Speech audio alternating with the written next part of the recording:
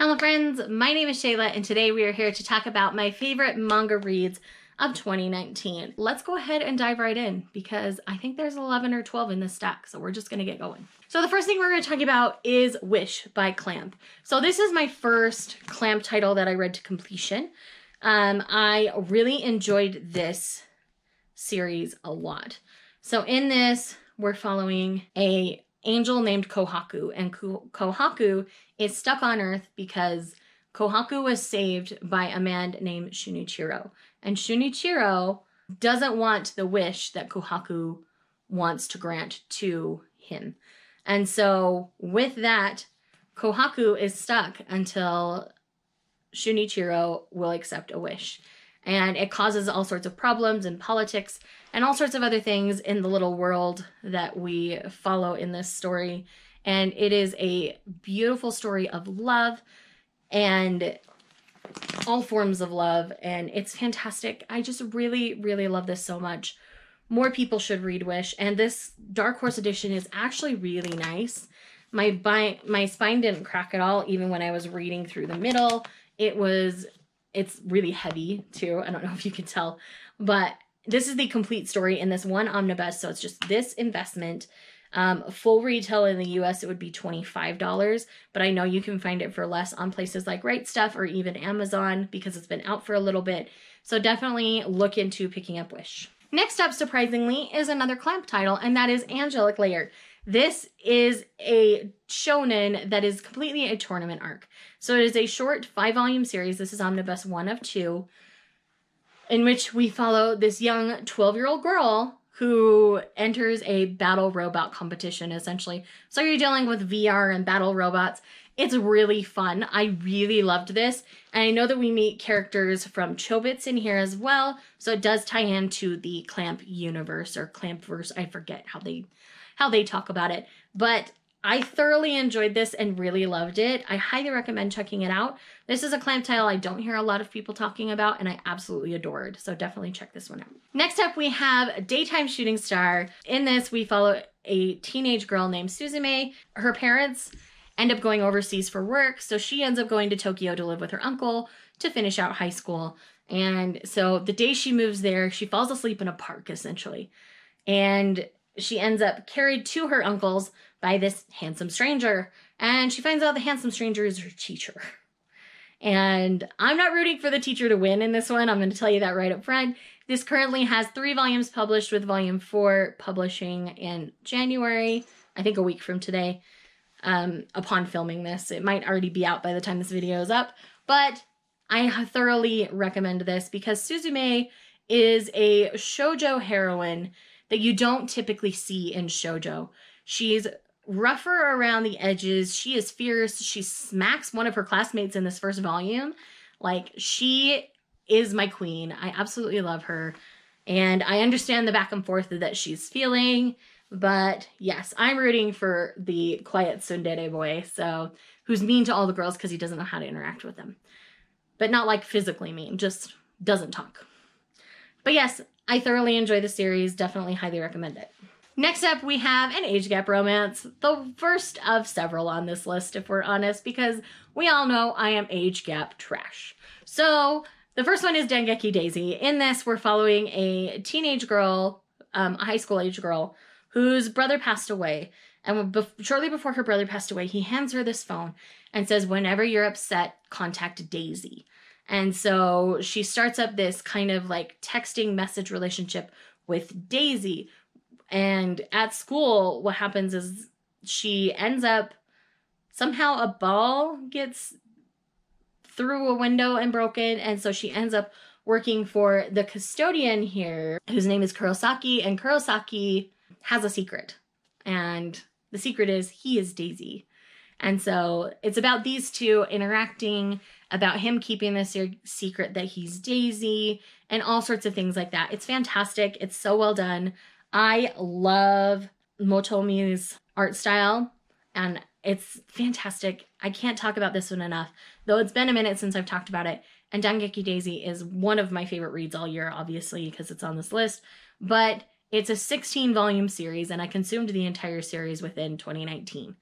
So thank you to Laura over at the Manga Hoarder who got me to read this series. By the way, anyone mentioned will be linked down below. Definitely go check them out. And I absolutely adore it. Definitely check it out. The next one on this list is a sickeningly sweet series I picked up on my own, and that is Honey So Sweet by Amu Meguro. I picked this up for the Fall into Manga Love readathon that happened early this year, the one that happened in February, not the one in August, and I fell in love with Nao and Taiga. So Nao is our high school girl here who is approached by Taiga, who's a little rough around the edges, dyes his hair bright red, and, you know, has piercings and, you know, looks like a rough guy. He is approached by her with a giant bouquet of flowers, asking her to date him with the intent of marriage.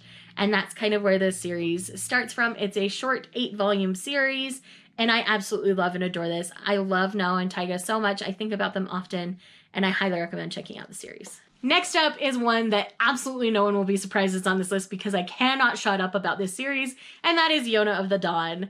In Yona of the Dawn, we follow Princess Yona, and on her 16th birthday, she sees the love of her life ramming her father through with a sword for the crown of her kingdom.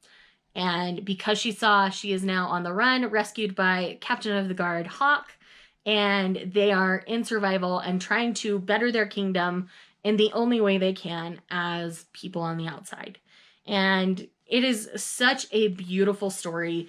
The Yona that you meet in this volume and the Yona that you know by the volumes that I am in are completely different people.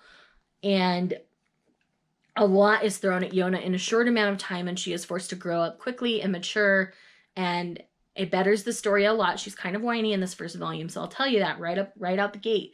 But the further you get into the story, the more political it gets, the more monumental the story becomes, and it has an amazing cast of characters that I love and adore. This is something everyone should read. I don't care what demographic you are normally reading in. Everyone should be reading Yona of the Dawn, because Yona of the Dawn is a series that steps outside of demographics and is stunning and beautiful. I have cried multiple times while reading this series, and I love it so much. You will never hear me shut up about Yona of the Dawn, so though it won't be on next year's list because it won't finish. Next up on this list is one that came out of left field for me, but man, it was so good. And that is Requiem of the Rose King. It is my job to get everybody to read Requiem of the Rose King. In Requiem of the Rose King, we have 2 Shakespeare plays that have been melted into one story. So in this, it is Richard III and Henry VI. So we primarily follow Richard here, and it's all about the battle for the crown and all of the political maneuverings. This is such a politically charged fantasy. It is so good. The play that they take on Richard is fantastic. It's a huge spoiler, so I'm not going to tell you what it is, but it's fantastic, and I love this so very much. It is so good. It is so good. I can't get enough of Requiem of the Rose King. It currently has 11 volumes published. I can't get enough. And I hate that I'm at the point where it's 6 months between releases because, man, I really want more Requiem of the Rose King, but we're current with Japan, so they're slower to release. But I promise it's worth it. If you like Game of Thrones or anything that is gruesome and political, you'll love this. We have the next age gap on this list, and that is After the Rain by Jun Miyazaki. Now, After the Rain is more of a slice of life than a romance, but we are primarily following Tachibana here, and Tachibana is a 17-year-old girl who's kind of lost her way in life. She had an injury which prevented her from doing her favorite sport, which was track. And it was an injury in, I can't remember if it was her foot or her leg, one of the two. But anyways, it prevents her from running, and she clings on to someone who showed her a lot of kindness, which was her boss at a cafe, who is 45, divorced, and has a child. So the age gap is really, really big. But I can tell you that with the way this ended, no one should feel uncomfortable. I will say that. But these 2 characters grow so much throughout the 5 volumes that this series is. It is complete. It is so good. I highly recommend it. And the art alone, I mean, that's the first page you see. It is absolutely stunning. I highly recommend this series as a whole. And like I say, it's 5 volumes out from Vertical, and you can just binge the entire thing. It is so good. I highly recommend. Next up, we have Silver Spoon by Himuro Arakawa. This mangaka is the same mangaka that does Full Metal Alchemist. And in this, we're following Haichiken here. So I call him Haichi. So Haichi here doesn't have any agricultural aspirations necessarily, but he ends up in an agricultural high school because he's afraid of disappointing his parents. So he chooses something so wild and out there that they don't know what to do but support him. And this is about him learning about the agricultural world, learning about himself and all of his classmates, and it is so well done. It does get down to the nitty-gritty of the agricultural world, so if you are sensitive to that, this isn't going to be the series for you. But I love Arakawa's art and their storytelling. That definitely makes this stand out to me. It's so well done, guys. Definitely check it out. This is another one no one will be surprised is on my list this year, and that is Tokyo Terroraba Girls. We know that I am Akiko Higashimura trash, but this series in particular is so flipping good. I absolutely love the way Higashimura took this story. It is complete at 9 volumes, but we are getting the spin-off series. I believe it's currently releasing digitally. I think the first volume of the spin-off series dropped on Christmas Eve, but I'm not sure when we're going to get the physical ones of these. As soon as we do, believe me, I will be consuming it. But this series is so fantastic and so good. It gives a lot of value to adult women and the struggles that a lot of us feel and go through. For those of you who don't know what this is about, we primarily follow these 3 mid-30s women. They've all turned 33 in the beginning of the series, and it's about them and their adventures in love. Their ultimate goal is to find someone to marry by the 2020 Olympics. And I love the progress that is made within the series. There's a pivotal character who pokes the bear a lot. His name is Key. A lot of people don't like Key, but by the end of this series, I do like Key. He's not my favorite person ever, but I like him.